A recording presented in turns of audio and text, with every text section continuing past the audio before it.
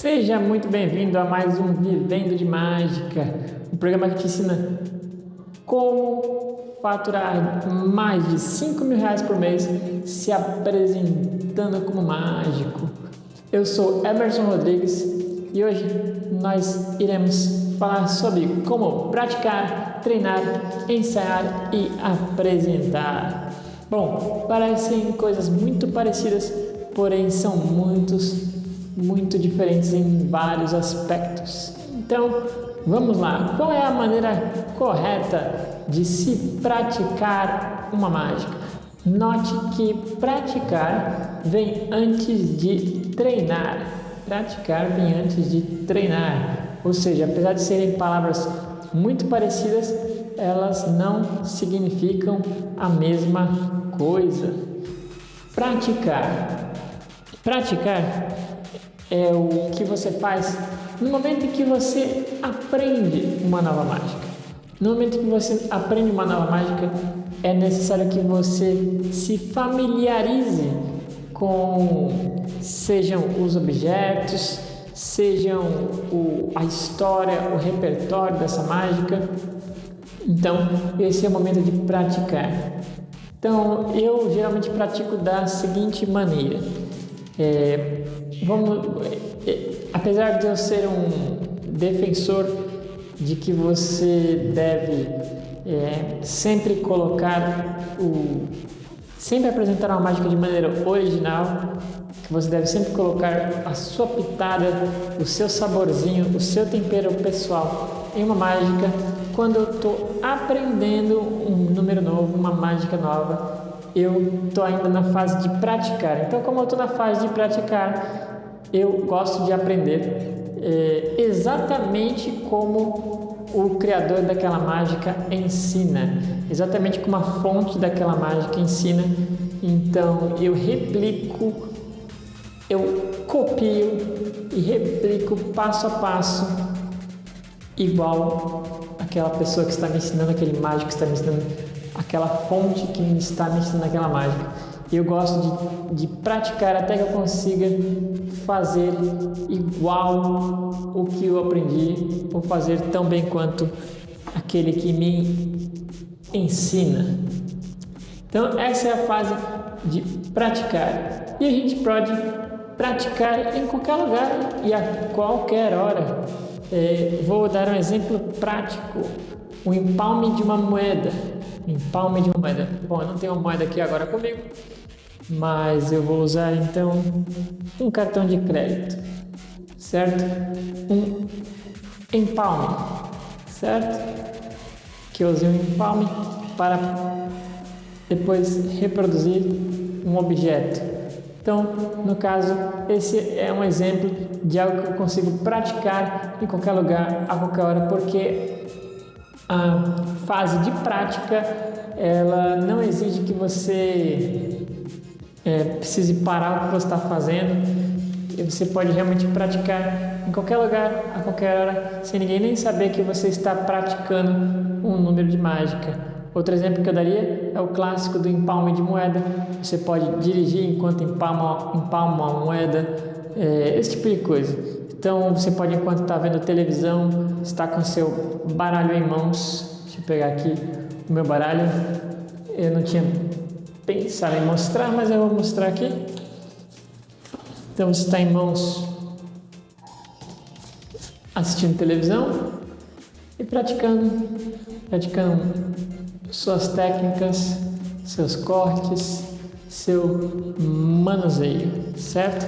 Então, para praticar é simples, qualquer lugar, qualquer hora, e essa é a fase inicial do aprendizado de um novo número. E como você está na fase inicial, por isso que eu disse que você pode replicar de maneira exata, igual a fonte, sem precisar ainda estar colocando o seu próprio tempero nessa fase desse aprendizado, dessa mágica, desse número novo que você está aprendendo. Após esse período, você então vai entrar na fase do treinamento. Treinar. Então, poxa, mas tá, se eu já estou fazendo em outro lugar, eu não estou treinando. Não, você está só praticando, porque o treino ele já exige um pouco mais de responsabilidade, o treino exige um pouco mais de dedicação. Então, na fase do treino, você vai se organizar. Como assim se organizar? Você vai separar um horário do dia, um momento do dia, para treinar aquela mágica, certo? Então, você vai ter muito mais foco e muito mais atenção naquilo que você está fazendo do que durante a prática. Durante o treino é como se fosse a prática de uma maneira mais intensiva e mais precisa, para que você lapide a técnica, certo? Então, eu lembro em alguns anos atrás, acho que eu vou colocar o ano aqui embaixo porque eu não lembro agora, mas eu participei de um congresso e eu perguntei para um mágico manipulador, como talvez você saiba, talvez não, os mágicos manipuladores, eles são os mágicos mais... qual é a palavra? São os mágicos mais dedicados e mais disciplinados. Exatamente. A disciplina de treino de um mágico manipulador é surpreendente. Então, após a fase da prática, nós vamos para o treino. E no treino exige então uma disciplina maior. Ou seja, você pode treinar durante 1 hora, que seja 2 horas, 3 horas, 4 horas.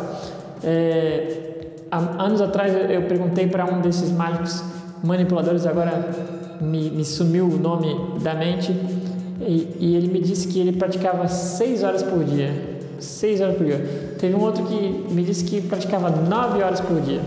9 horas por dia. Você tem noção do que é ficar 9 horas repetindo a mesma técnica, o mesmo movimento, a mesma sequência de números durante tanto tempo? Como eu disse, a manipulação exige muito e exige muita disciplina, certo? Bom, então ok. Lógico que não estou dizendo que você precisa ficar 9 horas, 10 horas praticando nenhuma mágica, mas após você tiver se familiarizado com o número que você aprendeu, passe então para a fase do treino e aí sim se foque mais e separe pelo menos 1 hora por dia. Pelo menos 1 hora por dia para treinar esse número novo até que você se sinta confiante. Após isso, você pode então passar para a fase de ensaiar. Lembrando que a fase de treinamento eu não tenho como dar um tempo específico, porque cada mágica é de um jeito.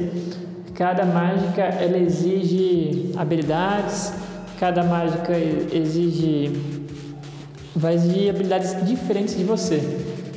Por isso que com o passar do tempo, no início vai levar bastante tempo. O tempo de prática vai levar um certo tempo, de treino um certo tempo. Lógico que eu estou me referindo a mágicas mais complexas, né? Mágicas mais simples levam menos tempo, por lógica. Mas a princípio mágicas mais complexas, quando você está começando, leva um certo tempo. Porém, depois de um tempo, até mesmo as mágicas mais complexas, você consegue aprender em menos tempo do que você aprende quando você está começando. Porém, mesmo assim, eu recomendo, seja você alguém que nunca fez mágica e quer começar agora, ou seja alguém que já faz mágica, passar por essas 4 etapas, não pular etapas, passar pela fase de prática, de treino e ensaio, certo? O tempo que vai levar aqui é muito individual de cada um, porque cada um vai ter que se familiariza da forma que melhor praticar, treinar. Cada um aqui cada mágico acaba se familiarizando de uma maneira própria com aquele número. Então, tem pessoas que têm mais facilidades para alguns tipos de mágicas, outros para outros. Então, passando a fase de praticar, eu recomendo que você treine durante bastante tempo, pelo menos 1 hora por dia, até que você se sinta seguro para então passar para a fase de ensaio. E qual é a diferença de treinar para ensaiar? Bom, aqui a gente já viu que a diferença de praticar para treinar é o nível de disciplina, o nível de foco, o nível de atenção desse exercício, certo? Então, agora vamos ver qual é a diferença de treinar para ensaiar. Treinar, parecido com praticar, também você pode estar com qualquer roupa, você pode estar quase em qualquer lugar, não em qualquer lugar, porque você não vai ficar 1 hora em qualquer lugar repetindo a mesma coisa, mas quase em qualquer lugar.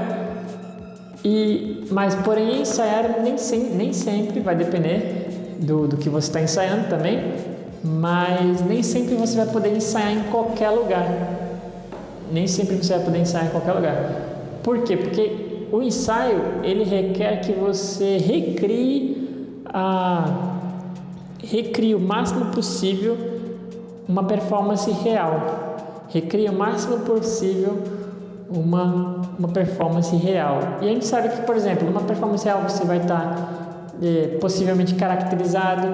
Numa performance real você vai estar em um outro ambiente, provavelmente diferente do ambiente onde você vive.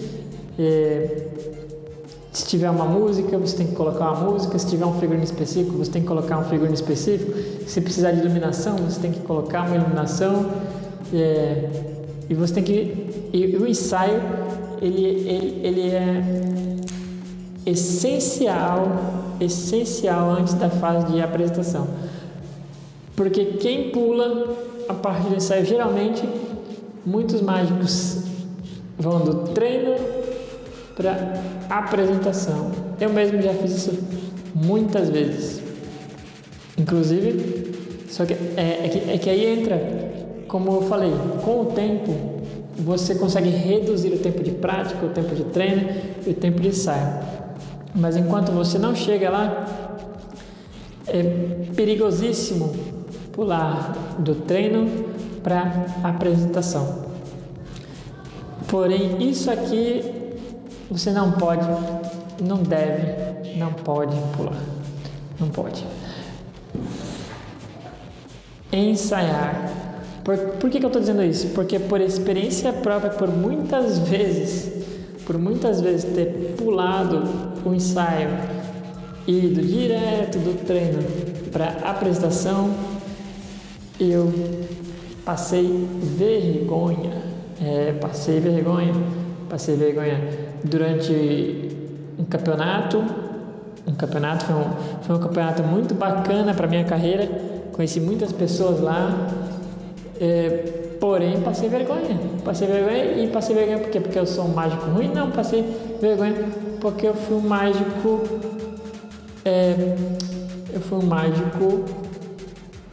está sumindo as palavras na minha cabeça hoje, mas eu fui um mágico inconsequente, eu fui um mágico desleixado. Eu achei que só praticar e só treinar já seria suficiente, quando na verdade eu precisava ensaiar, e ali eu aprendi uma lição muito grande. E não foi nesse campeonato que eu passei vergonha, foi talvez a experiência mais forte com relação a esse tipo de exemplo que eu posso te passar, baseado na minha experiência real, mas já teve várias outras situações onde eu acabei passando vergonha simplesmente por não ter ensaiado. Por quê? E por que é tão importante ensaiar? Porque assim, é imprevisível como é diferente quando você ensaia com as roupas que você vai usar na sua prestação, quando você realmente recria tudo que você vai fazer. Porque por mais que você pratique, por mais que você treine, quando você for apresentar, acontecerão coisas inesperadas.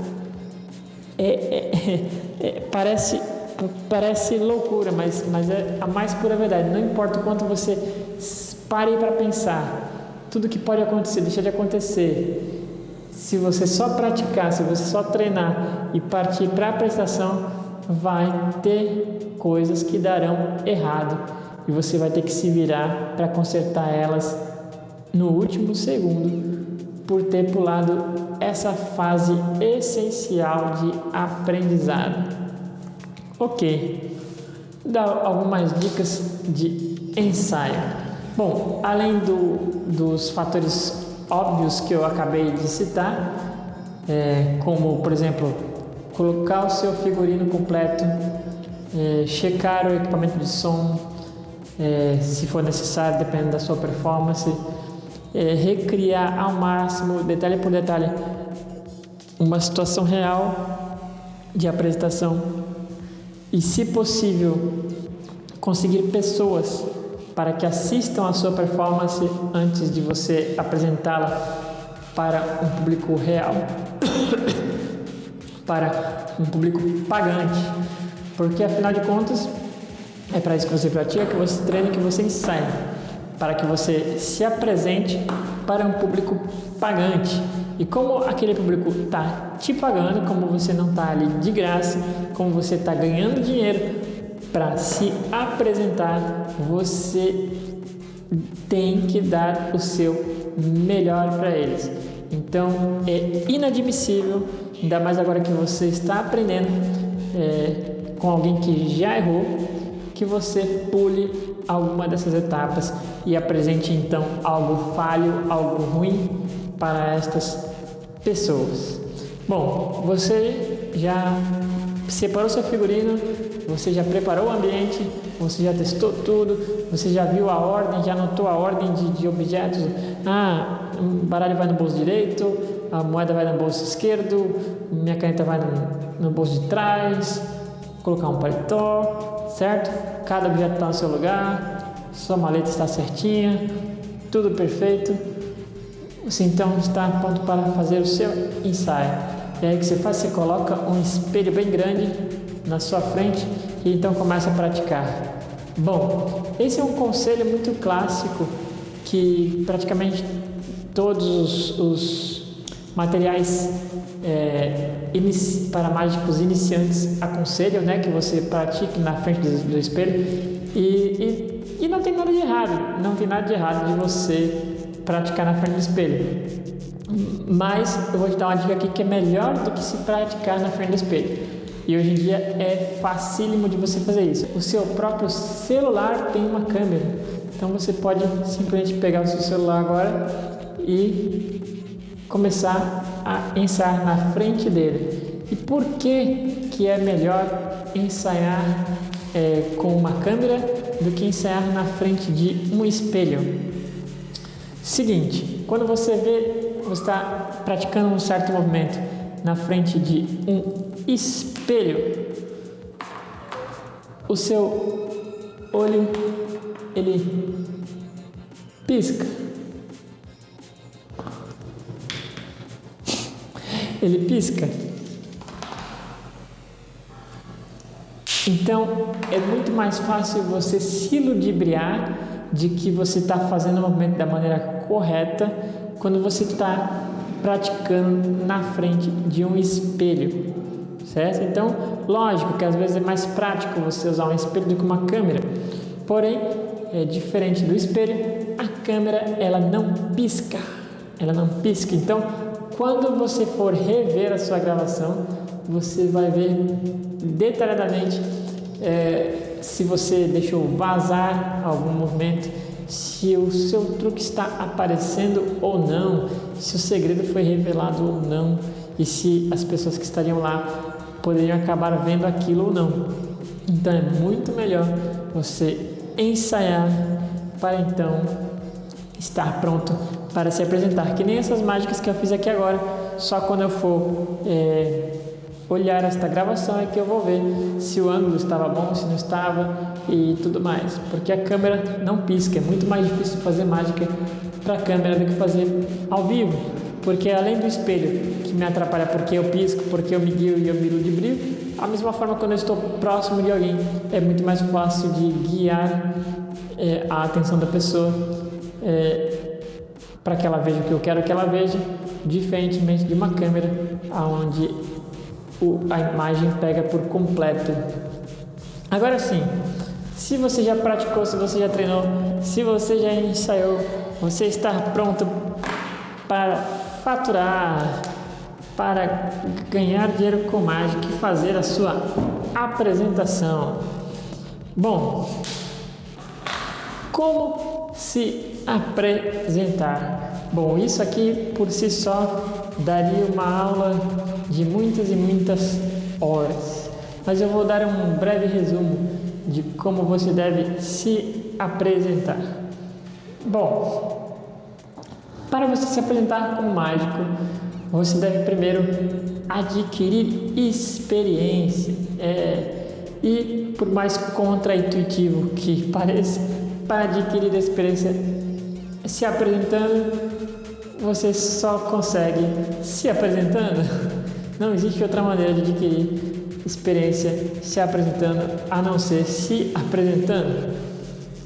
Porque você pode praticar, treinar, mas como eu comentei antes, nada, nem o ensaio que tenta reproduzir ao máximo o ambiente real, ele é capaz de realmente prever tudo o que vai acontecer durante uma apresentação. Porque numa apresentação real, você está lidando com pessoas de verdade, com pessoas reais, certo? E pessoas reais, elas agem de maneiras diferentes a todo o momento, certo?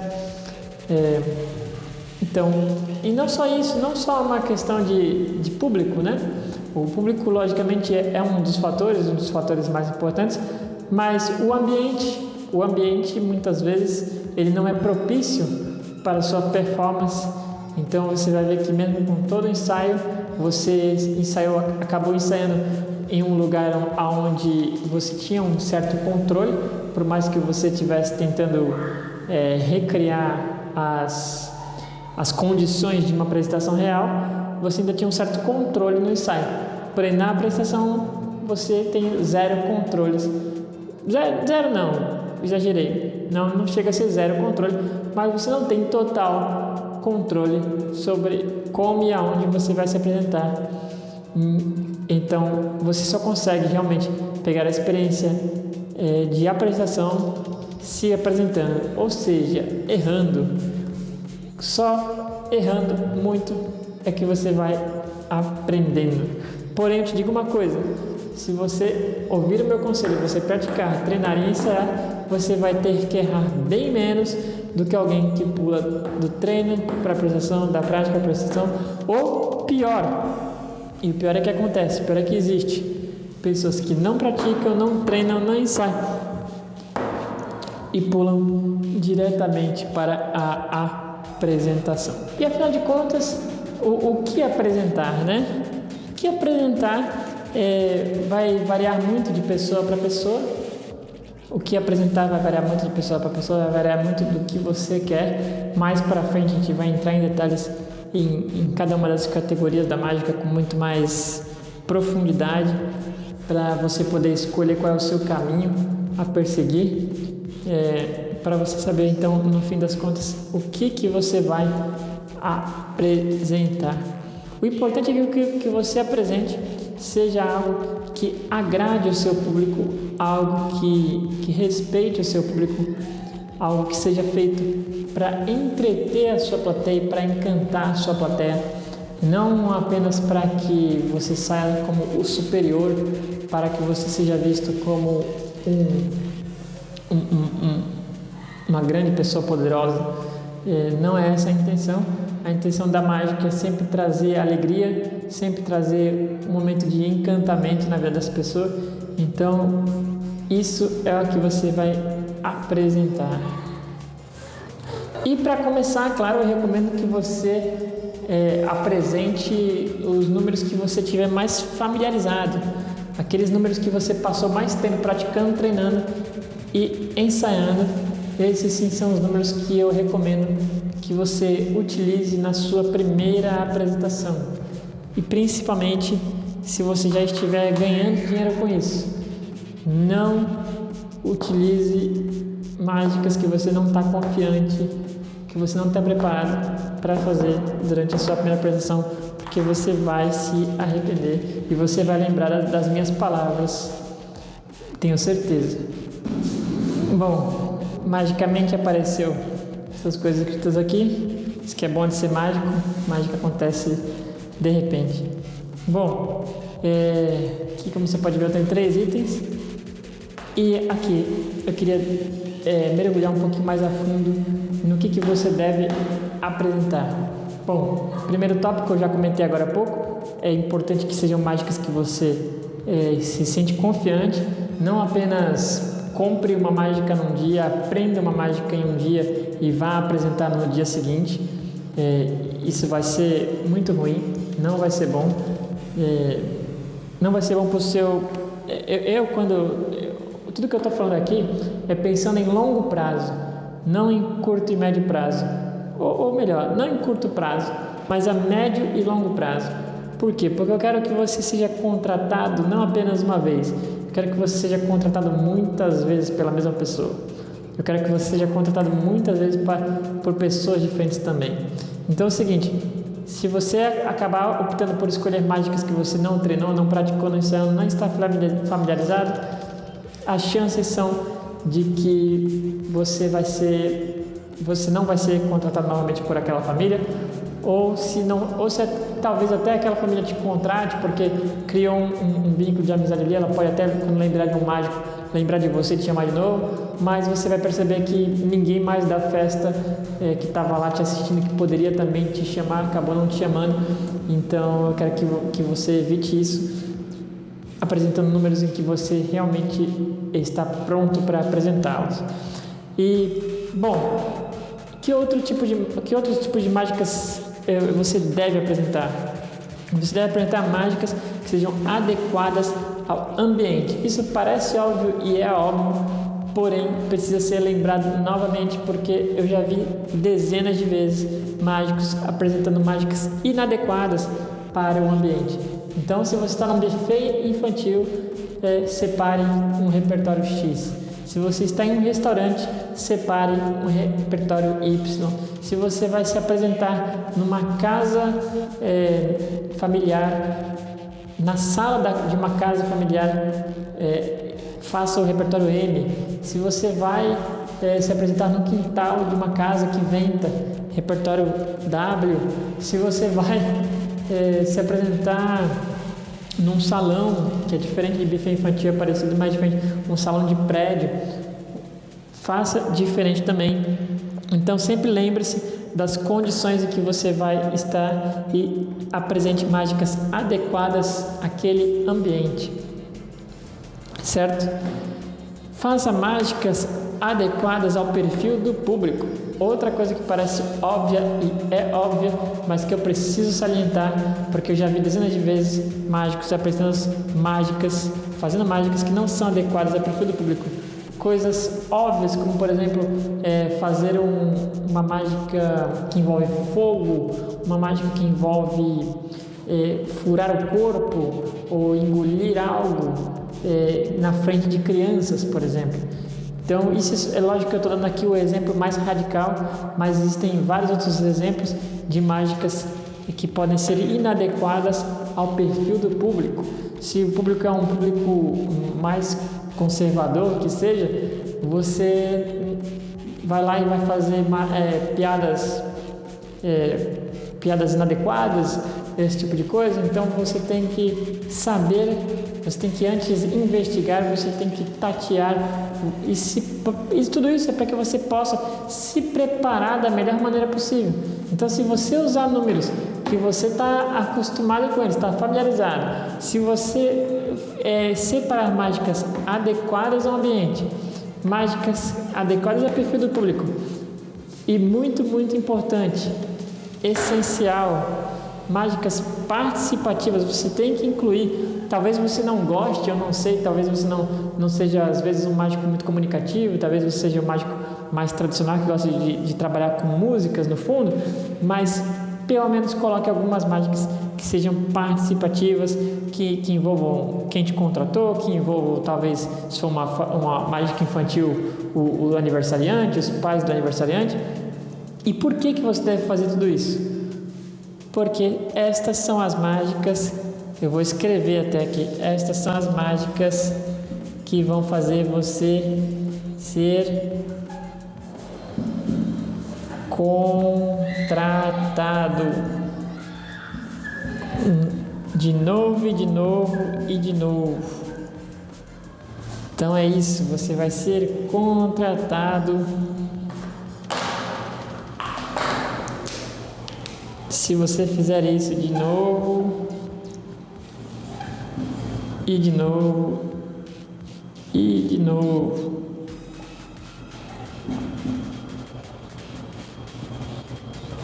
Então, como você pode perceber aqui, não é um elemento só, são todos esses elementos juntos que vão culminar num resultado. Esse processo é que cria uma bola de neve, e é esse processo que faz com que a sua agenda fique lotada. É isso.